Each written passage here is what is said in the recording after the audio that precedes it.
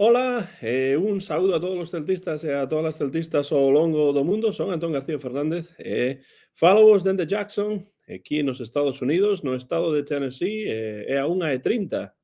Bueno, 1:31 minutos xa.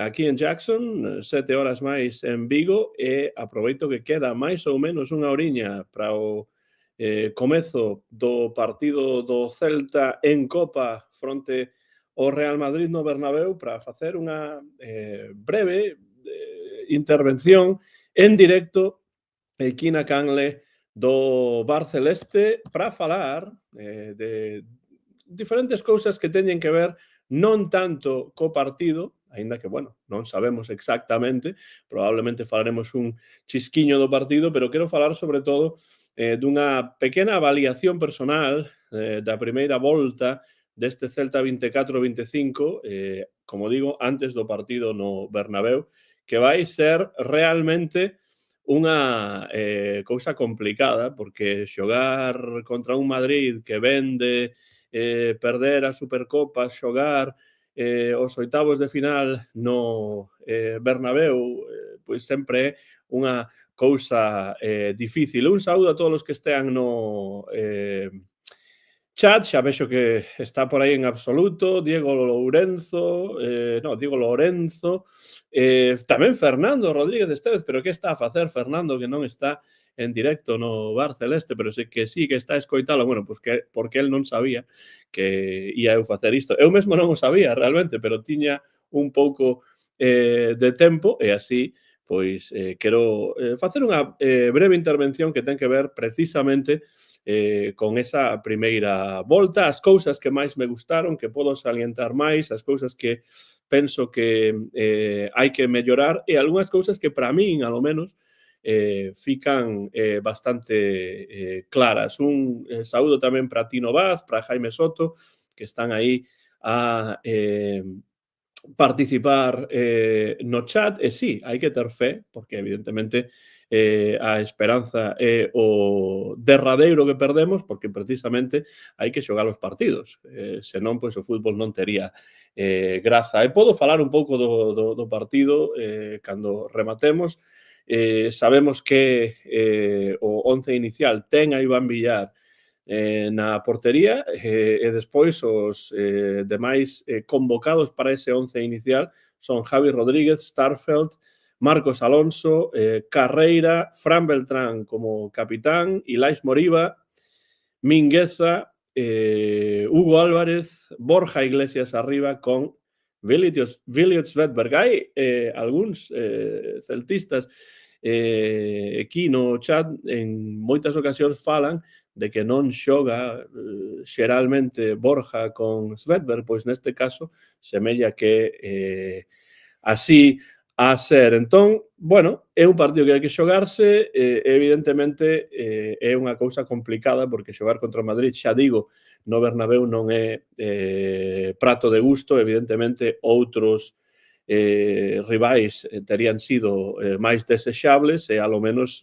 ter que xogar contra o Madrid na casa sería moito mellor, especialmente tendo en conta as dificultades polas que atravesa o Celta fora de casa. Pero bueno, un partido é un partido, unha eliminatoria é un partido é unha eliminatoria é un partido, entón, bueno, ata que se xogue, pois non poderemos saber, pero evidentemente está moi costa arriba pro Celta e, bueno, eu sempre digo, as eliminatorias a un partido están moi ben precisamente por iso, e deberían ser esas eliminatorias a un partido todas dende o principio ata o remate da Copa. Desgrazadamente non se fai así na Copa en España, pero penso que debería adoptarse ese formato de competición. Entón, imos falar desta breve avaliación persoal da primeira volta do Celta antes de que dea comezo o partido no Bernabéu. Para min hai algunhas cousas que fican bastante claras. Primeiro, falando de Claudio Giraldez. Claudio Giraldez para min é o adestrador axeitado pro Celta.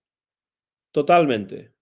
Nestes intres, eu, como a Antonio, como a todos os demais colaboradores do Bar Celeste, estamos subidos no giralcóptero. non acríticamente, pero estamos subidos no giralcóptero. Vamos a comezar a dicir por que eu penso que Giraldez é nestes intres o adestrador axeitado pro Celta. Primeiro, está a levar axeitadamente o grupo. E iso é importante. Un bo adestrador que coñece o clube ten que ser quen de levar ben o grupo e, en xeral, coido que iso é algo que está a facer Claudio Giraldez. É tamén un adestrador que concede importancia á canteira. Evidentemente, hai que, nun clube como Celta, conceder importancia á canteira, pero con cabeza, sabendo como son os xogadores canteiráns, que, por suposto, teñen os seus aspectos positivos e os seus aspectos menos positivos, pero concede importancia á canteira que, ademais, é algo do que tamén gusta o celtismo. E eso, penso que iso é importante. Tense gañado, en xeral, o respecto dos xogadores tamén da meirande parte dos seareiros. E penso que eso é tamén importante. Di por aí en absoluto que Claudio é o presente e o futuro dun Celta grande e con identidade. O que queremos é que sexa a lo menos dende o Bar Celeste, a lo menos eu, dentro do Bar Celeste, a min gustaríame que así fose, que fose un proxecto a longo prazo, que non se rematase porque houvese algúns problemas de resultados ou deportivos, que non rematase porque chegase un equipo que quixese levar o adestrador. Penso que é un proxecto co que hai que seguir adiante. Diti Novaz, Claudio, está ben, para min un 10. Bueno, eu non diría un 10 exactamente, porque os 10 pois son difíciles de conseguir, pero dende logo unha nota alta para Claudio é o que eu quero dicir por estas razóns que estamos a comentar. Ten unha idea clara do xogo que desexa que o equipo despregue. Iso é positivo. Evidentemente que un adestrador saiba como quere xogar, está ben. Penso que non se pode xogar exactamente do mesmo xeito na casa ca fora. E iso é algo que penso que Claudio ten que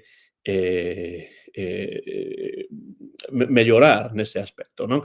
Tino tamén di o malo foi de 27 puntos fora, só 4, iso é o malo. Bueno, iso é unha das cousas que evidentemente hai que mellorar. Hai tamén unha comuñón, como podemos ver, coa meirande parte do celtismo. Non con todo o celtismo, porque iso é imposible, e penso que iso é importante. Como vexo eu a Claudio? Xa digo, como un adestrador axeitado para o Celta, pero que evidentemente ten moito camiño inda por recorrer e tamén moito espazo para mellorar. Por iso, penso que non ten por que ser un problema que ás veces Claudio sexa criticado, como os propios xogadores, como os xornalistas deben ser criticados, como os políticos deben ser criticados, como a nós no Bar Celeste tamén, e noutros podcasts podemos e debemos ser criticados se non estades de acordo co que dicimos. Evidentemente, con argumentos. Que podo eu dicir, entre outras cousas, que Giraldez debe mellorar? Bueno, evidentemente, como é xove, di aí en absoluto tamén que só ten 36 anos, o que quere dicir que é máis xoven que a min, iso non é tampouco tan complicado, pero bueno, é máis xoven que a min, e penso que lle queda abondo aínda por mellorar, por aprender e por ir gañando experiencia. Iso é importante, pero iso é algo que Claudio, coa paciencia necesaria, pode facer ao longo das xornadas nesta primeira tempada completa, porque non hai que esquecer que Claudio Giraldez, coa súa presenza no banquiño do Celta, pois leva simplemente parte dunha tempada e parte doutra. Non leva unha tempada completa. Non? Entón, o que agardo eu é que Claudio Giraldez vaya desenvolvendo o seu potencial, vaya mellorando, vaya aprendendo dos erros e, sobre todo, que sexa unha persoa que demostre ao longo do tempo no que estea co Celta, algo que non demostraban outros adestradores recentes, que é a autocrítica. Comprender que un adestrador pode ter unha idea de xogo moi clara, pero iso non quere dicir que esa idea de xogo vai a funcionar sempre. Pode haber erros e haberá erros, evidentemente, que haberá que analizar e solventar. Entón, penso que iso é algo importante. Di por aí Diego Lorenzo, opino que un equipo que se está a formar e todo o que non sexa dar continuidade a un proxecto vai nos levar ao que tivemos nos últimos anos. Precisamente, continuidade é importante. E penso que continuidade é algo que ten faltado bastante no Celta dos últimos anos. Con cambios de adestradores, con fichaxes que non viñan moi a conto e cunha planificación deportiva que, por desgraza, pois non sempre se fixo do mellor xeito. Agardemos que isto vaya cambiando pois, nun futuro próximo. Entón, Giraldez, repito, o adestrador axeitado para o Celta, como todos os demais todas as persoas do mundo, pois tamén pode ser branco de críticas cando sexa preciso. Non hai que subirse no xiralcóptero e baixarse do xiralcóptero o día seguinte, despois volver subir, despois... Non, isto non é un ascensor. O que é un proxecto, agardo, que teña pois unha continuidade, que é o que a min me gustaría.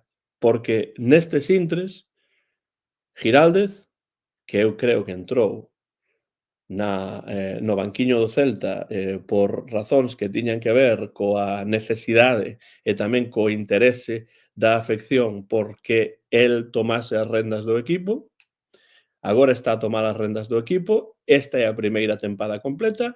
Haberá que avaliar o remate da tempada, como foi esta primeira tempada completa, pero tendo en conta que foi a primeira tempada completa. Entón, Giraldez, nesta primeira volta, hai cousas que mellorar? Evidentemente, moitas. Hai cousas positivas? Tamén. E diso é do que no Bar Celeste tentamos falar con diferentes opinións, ás veces encontradas, e iso está ben, por outro lado, porque se todos pensamos a mesma cousa, pois non ten sentido facer un programa, pero utilizando sempre que sexa posible os mellores argumentos para poder xustificar o que pensamos. Giraldez, bo entrenador pro Celta e hai que ter paciencia nesta primeira tempada completa. Que pasa co equipo? Que pasa co equipo? Pois o equipo está a funcionar moi ben na casa e isto é moi positivo. Por que? Porque os resultados acompañan na casa e na meirande parte dos encontros da casa tamén acompaña o xogo. Esa idea de xogo de Giraldez funciona ben na casa, pero non tanto fora. O ambiente en Balaídos. Moi importante tamén. Unha cousa que a min, pois, ben que me gustaría poder estar aí e vivila en primeira persoa. Pola televisión pode un intuir o ambiente, pero non pode exactamente saber como é vivir ese ambiente no campo. Eu, durante, pois, non sei, case 2 décadas, un pouco menos, fun a Balaídos todas as fins de semana cando había partido co meu pai, e non lembro ese tipo de ambiente que un pode percibir a través das pantallas da televisión nestes intres. Non lembro ese tipo de ambiente. Penso que iso é algo moi importante que hai que manter e, sobre todo, que hai que fomentar, que continúe a ser así. Iso pode facerse tendo en conta a afección, facendo tamén unha planificación deportiva importante ou ben feita para que as cousas vayan o mellor posible. O ambiente de Balaídos é dos mellores das últimas décadas, sen unha dúbida. O apoio da afección é incondicional. E Balaídos, claro, os partidos na casa, na primeira volta, non sei o que vai pasar na segunda volta, pero na primeira, Balaídos está a converterse nun fortín pro Celta, tendo en conta que dos 24 puntos, 20 puntos conseguironse na casa, pois creo que xa está todo dito. O apoio de afección incondicional. Isto penso que é importante.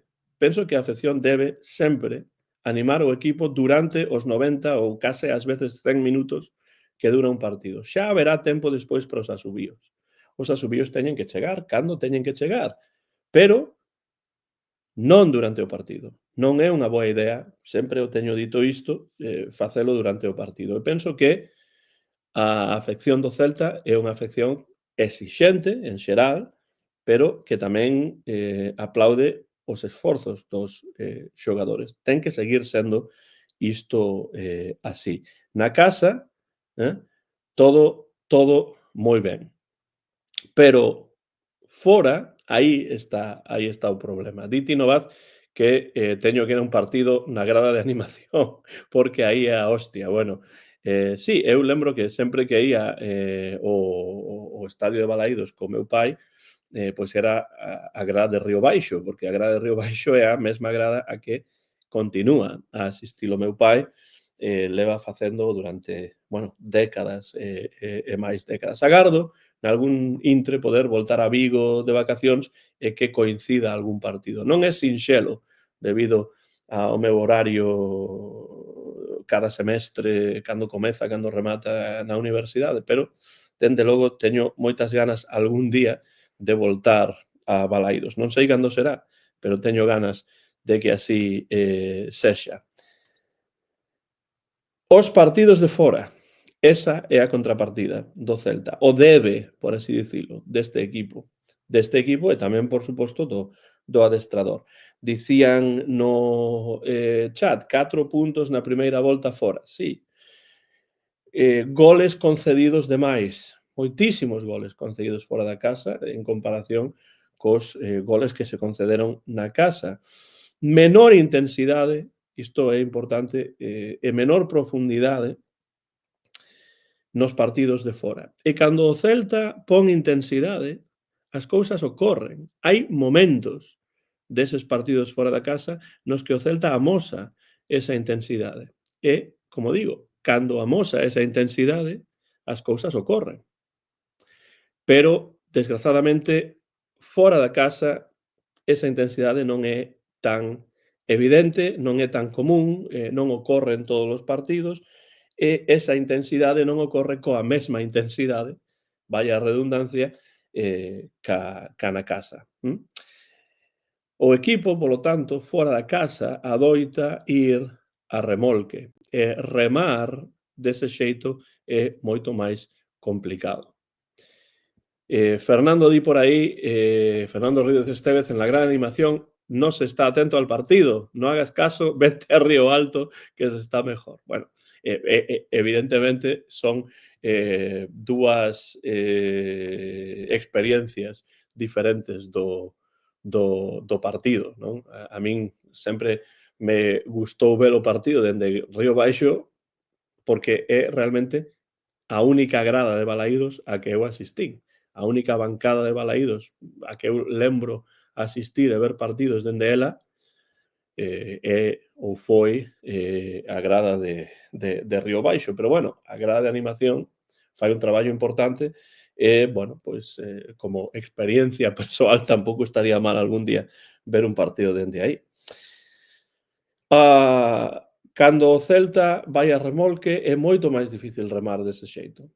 Fora da casa ocorre en máis ocasións. Non lembro realmente moitos partidos nos que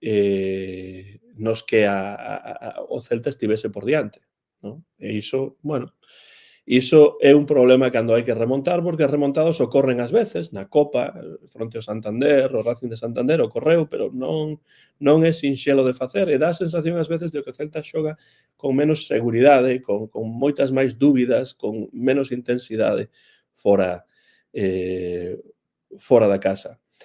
O balance, por tanto, fora da casa, con 4 puntos dos moitos que se xogaron, é un balance pobre, e o equipo precisa mellorar un chisco, alo menos, ese balance na segunda volta. E esa, para min, é a incógnita desta primeira tempada completa de Claudio Giraldez ao fronte do do Celta. Xa veremos o que ocorre, pero polo de agora isto é unha das incógnitas deste Celta 2024-2025. Di Mateo Rodríguez, eu dende que estou en animación miro menos fútbol, pero paso mellores momentos porque o ambiente é de death. E Fernando di que él prefire ir a Balaidos para ver fútbol, pero bueno, como digo, son dúas experiencias diferentes. E o propio Mateo resposta dicindo que el non pode ver o fútbol sentado e calado porque simplemente non é posible. E Fernando resposta que non pago por ir de festa, pago por ver fútbol. Bueno, ás veces se o fútbol é o suficientemente bo e os resultados acompañan, un pode ver fútbol e ir de festa tamén. Pero bueno, algo positivo desta primeira volta deste Celta 24-25 é o reforzamento da defensa coa chegada de Marcos Alonso, que é un xogador que está a dar maior seguridade a unha liña que tiña moitos problemas e na que voltan brillar dende entón xogadores como Carl Starfelt ou Javi Rodríguez, un dos xogadores da canteira que máis resultado está a dar a este Celta nesta primeira parte da tempada. Pero a chegada de Marcos Alonso é importantísima, un xogador de clase, un xogador de xerarquía, un xogador que aporta moito máis do que simplemente fai co balón. E iso é moi importante. Por suposto que a defensa a ter erros, sempre haberá problemas defensivos, sempre haberá erros, sobre todo por alto, semella que por alto a defensa do Celta ten máis problemas, pero bueno, a chegada de Marcos Alonso é algo moi positivo nesta primeira parte da tempada. É un xogador que era para min unha incógnita, un non sabía como ia chegar, pero chegou para ficar, chegou para realmente aportar moito. Mateo di que está nunha peña de animación no Fortuna, xa non che digo porque estou co megáfono e paso moito tempo de costas ao partido. Bueno, os megáfonos, os bombos, esas cousas son importantes para animar e, dende logo, a presenza da afección de seareiros como Mateo e como todos os demais que están no campo é moi importante porque evidentemente parte da razón de que o Celta este a xogar mellor na casa e a ter mellores resultados na casa é esa comunión coa afección. Non é o único, evidentemente, pero é un aspecto máis. Ilaix Moriba é outro xogador que hai que destacar moi positivamente porque está a amosar a súa calidade nun medio campo que, como eu sempre digo, é a columna vertebral de calquera equipo de fútbol. E neste medio campo tamén está a funcionar Fran Beltrán. Moriba e Beltrán nos últimos partidos están a funcionar ben xuntos e por aí, por ese medio campo, pasa a meirande parte do xogo do Celta. Se funciona, se traballa ben o mediocampo, bueno, pois o equipo xogará mellor, haberá máis fluidez entre liñas. Bueno, o aporte de Moriba, que comezou un pouco máis lento e con menos presenza, agora, pois chegado ao Ecuador da tempada, pois semella que Moriba está a aportar cousas importantes nesa liña do centro do campo. Borja Iglesias, claro, de Borja Iglesias podería facer un programa completo, porque é un xogador que a min sempre me gustou moito. Tamén era unha incógnita, como chegaría Borja Iglesias ao Celta? Non estaba claro, pero chegou para traballar, chegou para aportar, chegou para pelexar cos dianteiros, cos defensas rivais na dianteira, chegou para abrir espazos, chegou para xogar para o equipo. Chegou para xogar para o equipo e, ademais, nalgúns casos mesmo mete goles. O gol que marcou no partido fronte ao Raio non é nada sinxelo de marcar, semella sinxelo, pero non é tan sinxelo. Hai que poñer ben o corpo, hai que rematar correctamente ese centro de Bamba, bueno, pois aí está Borja Iglesias para facelo, e moitas veces fai un traballo deses que non se ven tanto e que non se aplauden tanto, non? Para min, Borja Iglesias é unha das grandes fichaxes ou das grandes incorporacións desta tempada, porque é un home totalmente comprometido co equipo. Xoga onde desexa xogar. Un saúdo para Tino que vai cear para poder ver o partido. Eu estarei só uns cantos minutos máis para despois tamén prepararme para ver o encontro aquí en directo a través de ESPN+. Un home comprometido co equipo, xoga onde desexa xogar, é dicir, el quería xogar no Celta, está a xogar no Celta e está a aportar moito nesta primeira parte da tempada. O seu poderío físico todo o mundo coñece, é un home que loita, ademais, sempre de costas, non? A portería, cos defensas rivais, abre espazos para os seus compañeiros, fai un traballo suxo, para min, realmente impagable, deses traballos que, bueno, non sempre brillan, non? Pero que eu coido que son moi necesarios. Se Joaquín Avellán o Cumbias bambista, pois eu son borjista ou iglesista, porque realmente estaba eu moi contento coa chegada de Borja, con esas incógnitas de saber como funcionaría, como se acoplaría a este equipo, pero, bueno, dende o meu punto de vista, moi positivo o traballo de Borja Iglesias. Por que é importante que haxa xogadores que comecen a tomar responsabilidades? Por moitas razóns. Di Fernando que el é huguista alvarecista. Bueno, pois sí, por que non? Hai que cada un é o que desexa ser. Hugo Álvarez tamén é un xogador importante, non? Bueno, un xogador, ademais, de moito futuro neste Celta. Se non se perde polo camiño, agardemos que non. Pero precisamente por eso hai que xestionar ben a canteira. Esa, para min, é un dos retos sempre dos equipos como Celta que traballan e tentan incorporar a canteira. Ser capaz despois de xestionar a canteira sen que pois se lle dea a estes xogadores da canteira, que son inda moi xoves, pois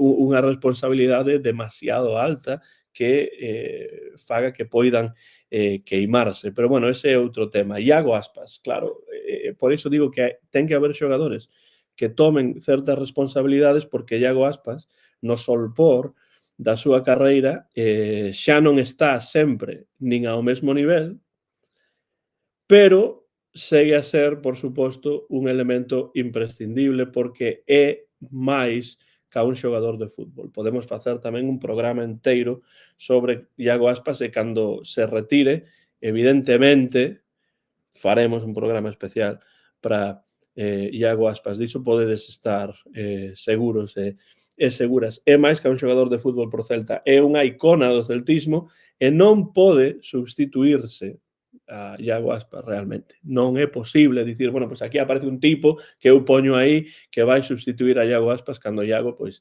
teña que colgar as botas. Iso non vai ocorrer. Pero, a pesar diso, a pesar de que Iago Aspas estea no solpor da súa carreira, segue a aportar sempre que pode. No partido, por exemplo, de Copa fronte ao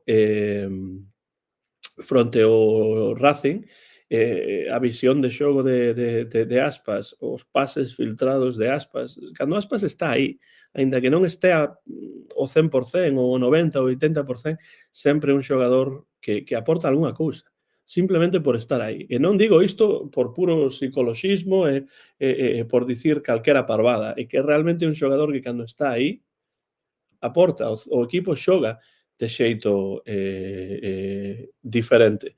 Di Paco P. Debemos decir a Ilaix que se quede e traiga a su hermano, menudos cracks. Eu non coñezo o seu irmán, debo dicilo, pero, dende logo, sería moi positivo que Moriba ficase no Celta alo menos un un ano máis. Con permiso de Marcos Alonso, Ilaix es el gran descubrimiento. Bueno, eu nunca estou de acordo, por suposto. Un grande descubrimento desta tempada, nesta primeira parte da tempada, que foi de menos a moitísimo máis. Eu, bueno, dende o punto de vista lingüístico, nunca souben se Ilaix Moriba, se o seu nome se pronunciaba Ilaix ou Ilé ou Ilex, se é Moriba ou Moribá, ¿no? Porque bueno, polo da lengua francesa, non? Pero, bueno, eu digo Ilaix Moriba. Sí, estou de acordo con Paco P. e seu comentario. Os canteiráns, falábamos antes dos canteiráns. Claro, é imposible non falar dos canteiráns cando o adestrador é Claudio Giraldez, que dá importancia á canteira. Penso que os canteiráns están a tomar cada volta o máis protagonismo. E iso sempre é unha boa nova para o equipo e para o celtismo, non? Porque, evidentemente, penso que o celtismo, en xeral, está ávido de que cheguen xogadores da casa que despunten e que teñan presenza. Porque, claro, o equipo é un equipo, o clube, o Celta, é un clube de canteira. Que a canteira poida ter a oportunidade de ter presenza no primeiro equipo, para min, é a verdadeira razón de ter unha canteira, non? Para que eses xogadores teñan importancia no primeiro equipo e mantelos nesa situación ata que, bueno, polas cuestións económicas típicas do deporte profesional de agora, pois chega un momento no que algúns deles vayan voar, pero os canteiráns están a tomar máis protagonismo. E isto é bo, sempre que, dicía eu antes, non se lle boten ao lombo máis responsabilidades ou unha intensidade máis grande de responsabilidade da debida. Alfon, Hugo Álvarez, aí está Fernando, Hugo Álvarez, menciona Hugo Álvarez, por supuesto, Fernando, Javi Rodríguez, Carreira, Durán, Sotelo e compañía, son todos eles xogadores de futuro que xa aportan cousas importantes no presente, pero hai que pensar niso. Son xogadores que dende un presente no que aportan van, agardamos, ter un futuro importante no equipo. Iso para min é a canteira. Xogadores que están en formación, en desenvolvemento e que nun presente aportan cousas e que nun futuro poderán, co seu desenvolvemento e a súa profesionalidade, aportar moito máis.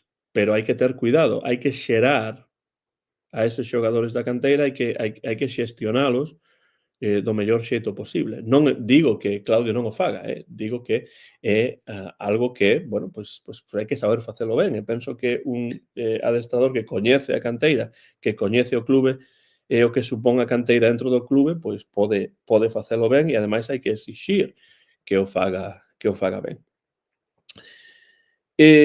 Outra cousa moi positiva, simplemente dende o punto de vista da clasificación, non?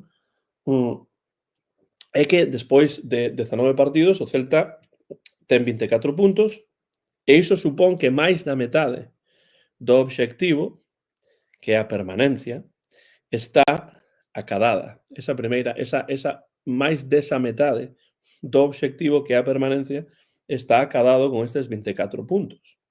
Home, por suposto que non compre confiarse demais na segunda volta, pero é preciso que se vexa unha mellora fora da casa para non ter que xogárnolo todo a carta de Balaídos, porque a carta de Balaídos está a funcionar na primeira metade da tempada, pero non debemos ter que xogármolo todo a esa carta de Balaídos. Eu o que sí podo dicirvos é que, aínda que compre non confiarse demais, para min o Celta seguirá en primeira a tempada vindeira sen meirandes problemas. E para min esa é a permanencia, ese é o obxectivo deste Celta de Claudio Giraldez na súa primeira tempada. Ese é o obxectivo principal.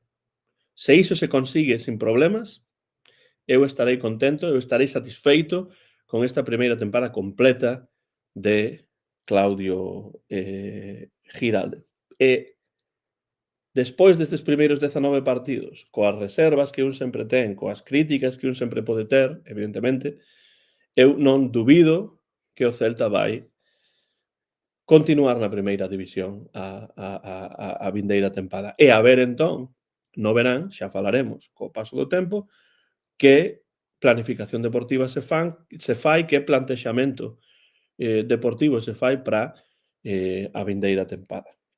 E finalmente, para ir rematando xa, porque son as 2:06 aquí no estado de Tennessee, por tanto, 7 horas máis en Vigo e, por tanto, achegándonos xa os prolegómenos do partido no Santiago Bernabéu fronte ao Real Madrid, penso que tamén é positivo para o Celta que esa relación entre a directiva e o Concello, que estaba moi mal en épocas anteriores, non vou entrar por qué, agora non compete iso, pero é importante que esa relación teña mellorado coa chegada de María Mouriño, pero a min quédanme, xa digo, aínda moitas dúbidas sobre a planificación deportiva. Supoño que nun futuro próximo esas dúbidas poderán disiparse ou poderán aumentarse, non sei, pero, dende logo, que haxa unha mellor relación, un entendimento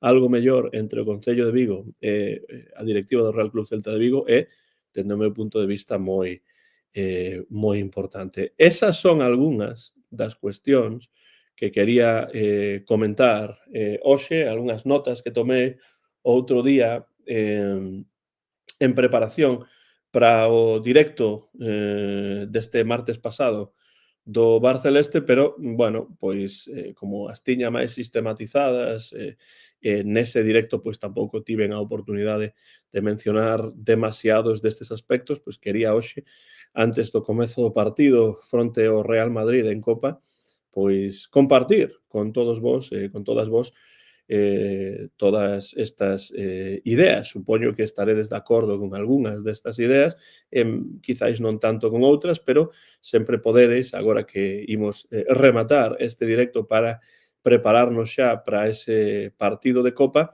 deixade, se vistes isto en directo ou se o vedes despois en diferido, comentarios pola parte de abaixo e que vos parece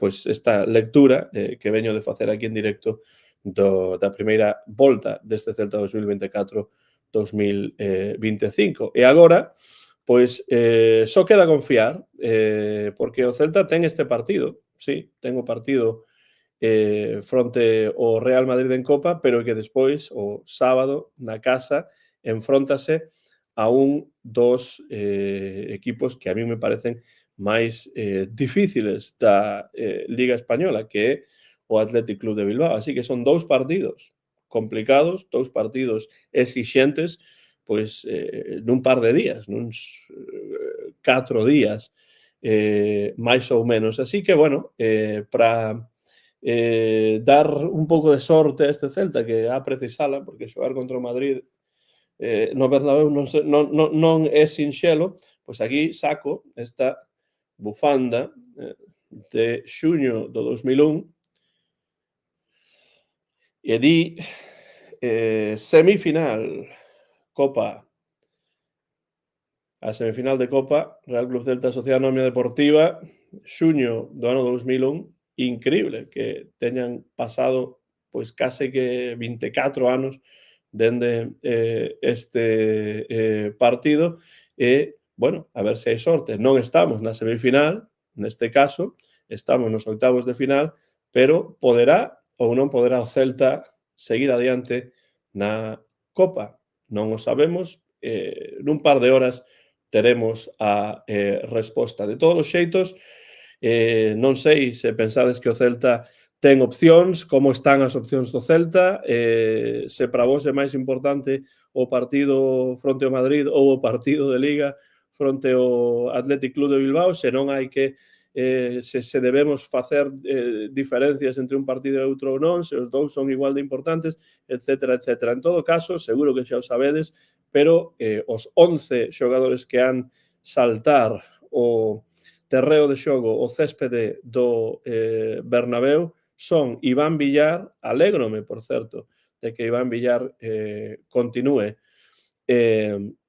xogando os partidos de Copa, porque esa era a idea, en Copa xogaba Villar, na Liga xoga Guaita, e este é un partido complicado, é un partido xa na parte final ou nas partes finais da tempada de Copa, e continúa, como ten que continuar Iván Villar, Javi Rodríguez, Starfelt, Marcos Alonso, Carreira, Fran Beltrán como capitán, Moriba, Mingueza, a ver se Mingueza mellora un pouco, porque nos últimos partidos está a ter problemas, Hugo Álvarez, Borja Iglesias e Veliot Svedberg. Eses son os xogadores que han xogar fronte a Madrid. Tenemos plantilla para todo, di Fernando Rodríguez Estévez. Bueno, pois imos velo neste partido e imos velo despois no partido do domingo. Poño xa a bufanda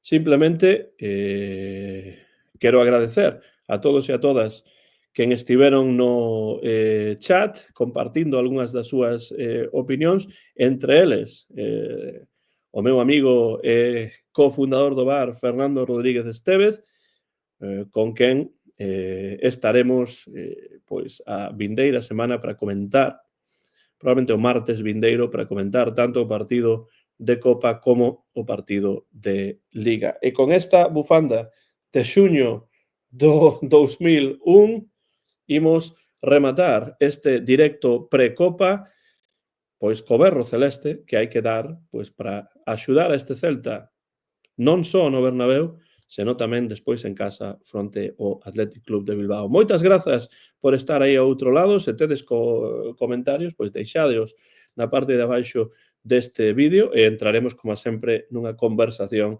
sobre o Real Club Celta de Vigo, que é o único equipo que a min realmente me interesa. E hoxe xoga contra un deses que se chaman grandes.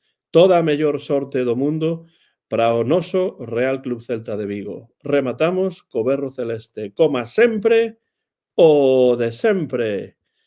¡Ala Celta!